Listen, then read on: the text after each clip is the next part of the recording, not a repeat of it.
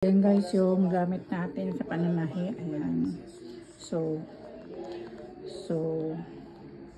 yan, kompleto tayo. So, ayan mga tela. Pastahin ko pa yan. Pastahin ko pa yan guys. Ayan na, natapos na natin. Ayan. Comforter. Diba? Ito pa yung ibang tela. Ayan. Tabas-tabasin pa natin yan. Nakagawa tayo dalawang araw kung pinahilang guys. Ng isang araw nagtabas ako. Ito naman yung lumahan ko doon sa comforter ko. Ayan.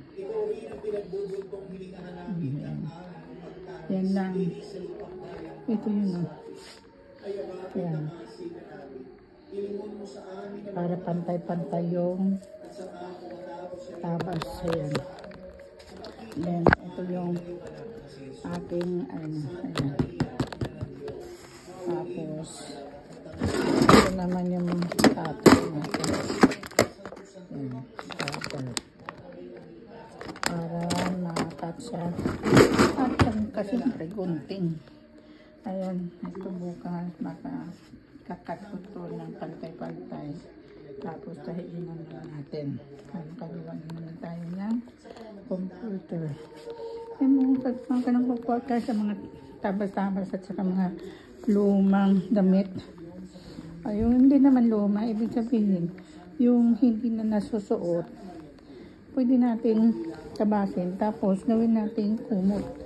Para hindi siya halata na mayroong tahi-tahi. Back to back natin para sa loob yung mga tahi. So tapos tahiin mo rin yan. Tapos ang gilid tahiin mo. Parang comforter na mayroon pang gusto mo, lagyan mo ng foam. Kaya lang, siyempre, mahal ang foam. Kaya ito naman, pang ano lang to, pang sapin-sapin. Pang sapin-sapin sa kama. Ganun. So, nasa sayo na. Diba?